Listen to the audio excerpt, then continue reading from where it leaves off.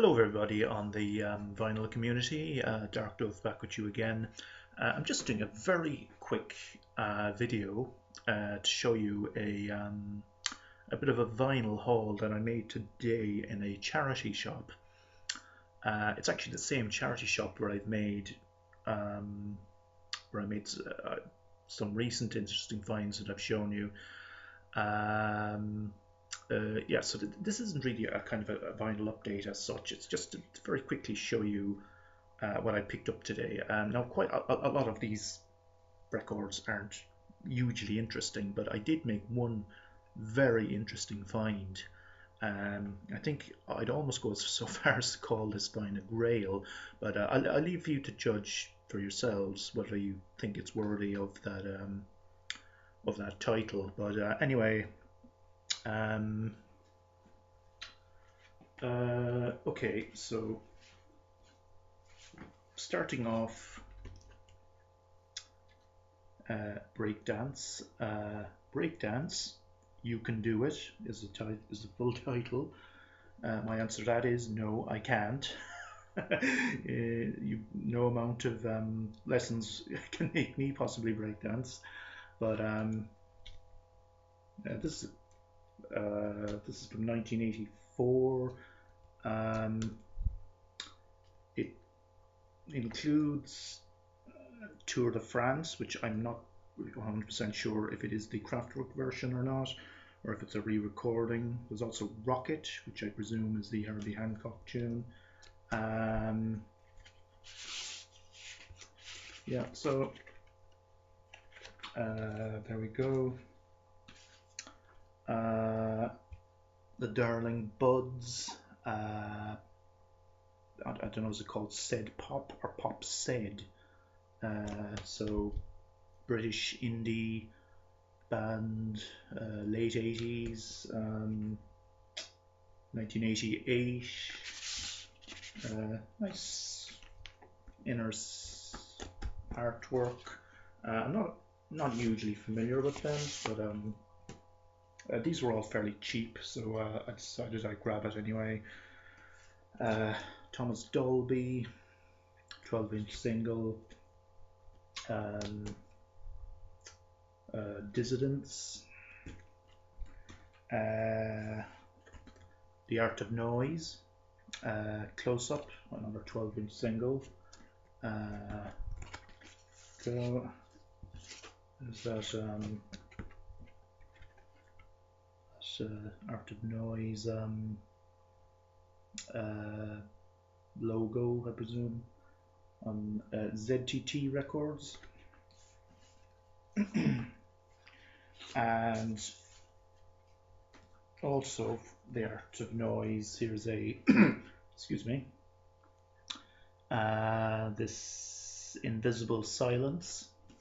So this is an album, I think their second album, 1986, if I'm not mistaken. So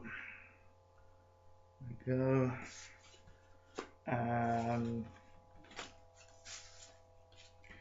Moving on, Big Audio Dynamite, featuring Mick Jones of The Clash. That's another. This is an EP. It's called This Is Big Audio Dynamite. Excuse me.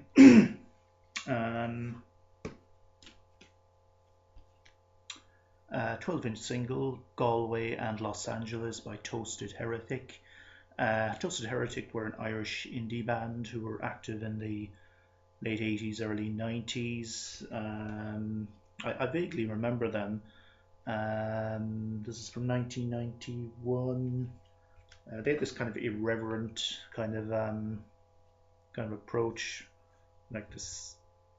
I presume that's supposed to be Jesus, not walking on water, or walking in water, but yeah, that was kind of typical of their kind of, they're always trying to kind of piss off the kind of establishment or religious groups. Yeah, as I said, all these finds were all fairly cheap. I as was this next find, Emerson, Lake and Palmer, and this is called the title, Welcome Back My Friends to the Show That Never Ends, Ladies and Gentlemen. Yes, that is the full title of this album. I was never a huge fan of ELP, but it's an interesting find nonetheless. And this is a triple live album, and it's got this kind of die cut sleeve. It's kind of awkward because all the records are all kind of sliding out as I. So it's three discs in total. I'll just take them out actually. Here we go. So I'll give you another look at that sleeve. Kind of interesting sleeve. It kind of folds out to form the letters ELP. There you go. And this is on Manticore. There you go.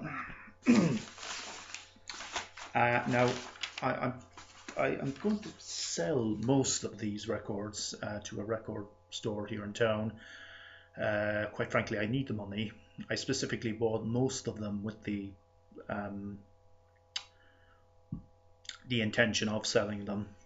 But there's I'm definitely keeping this one, The Music of Cosmos, and this is the music soundtrack to a TV series, by a TV documentary by Carl Sagan, the author.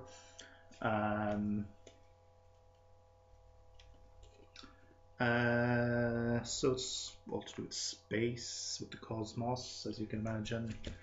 It features Vangelis. There's a lot of classical, Shostakovich, Stravinsky,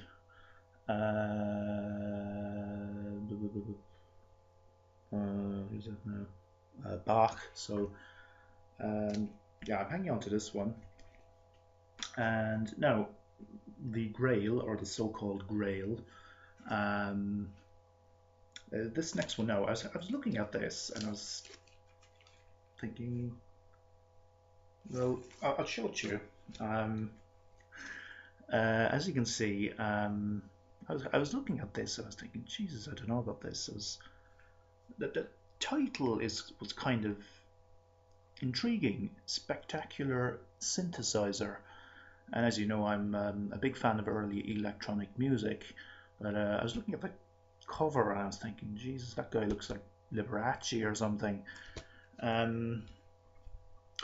rang up Ben Costello, because it's handy to have VC members on the phone, and he was in front of his computer and at work, and I asked him, I said to him, you know, I'm in a charity shop here at the moment, and I have this album that I'm not sure about. Would you mind looking it up on Discogs?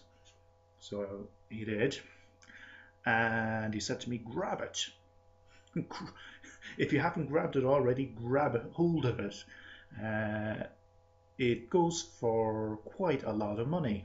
It is very rare and very collectible. It's this guy, he's Spanish, Venancio. It's actually appears to be autographed by him as well. See,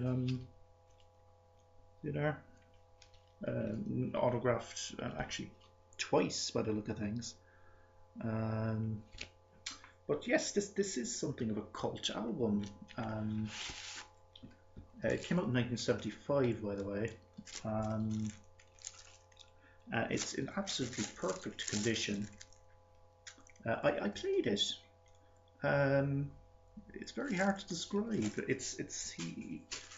He does cover versions of a lot of standards, like Oh, there's Fly Me to the Moon, The Girl from Ipanema, My Way, and it's not Kraftwerk. I'll tell you that much. It is highly unusual, but it is a big collector's item, and I paid €2 for it. So, but